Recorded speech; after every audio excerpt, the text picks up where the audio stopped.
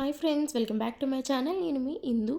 ఈరోజు నేను మీకు ఎంతో టేస్టీ అయినా హెల్తీ అయినా క్రంచీ బనానా ఫ్లేవర్ వడ ఎలా చేసుకోవాలో చూపిస్తాను మీకు.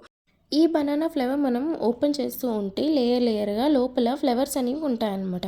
అలా ఓపెన్ చేసిన ఫ్లేవర్స్ అన్నిటిని ఒక ప్లేట్లోకి తీసుకొని ఆ ఫ్లేవర్ లోపల మనకి ఒక థిక్ అయిన ఒక స్టెమ్ ఉంటుంది. సో అది మనము అన్ని ఫ్లేవర్స్లోని రిమూవ్ చేసేయాలి. కొంచెం టైం టేకింగ్ ప్రాసెస్, బట్ కానీ చాలా హెల్తీగా ఉంటుంది. యూట్రస్కి చాలా మంచిది లేడీస్కి. పచ్చిశనగపప్పుని 2 or 3 అవర్స్ మనము సోక్ చేసుకొని మిక్సీలో వేసుకొని కోర్స్గా గ్రైండ్ చేసుకోవాలి. ఇప్పుడు మనము అందులో సాల్ట్ యాడ్ చేసుకొని సన్నగా తరుక్కున్న ఆనియన్స్, అలాగే బనానా ఫ్లేవర్ని సన్నగా తరుక్కొని అది కూడా యాడ్ చేసుకోవాలి.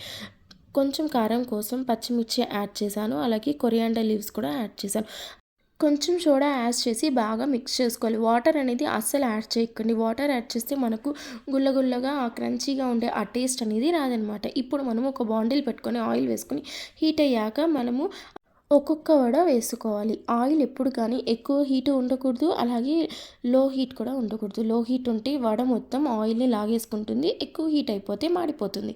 అంతే అండి, ఎంతో టేస్టీ అయిన బనానా ఫ్లేవర్ వడ రెడీ అయిపోయింది. పెద్దవాళ్ళకి చిన్నవాళ్ళకి టీ టైం స్నాక్స్ లాగా ఇది మనం ఇచ్చామంటే అట్లీస్ట్ 3-4 వడలన్నా తినేస్తారనమాట. చాలా బాగుంటుంది. మీరు కూడా ట్రై చేసి ఎలా ఉందో నాకు కింద కమెంట్ సెక్షన్లో చెప్పండి. Don't forget to subscribe.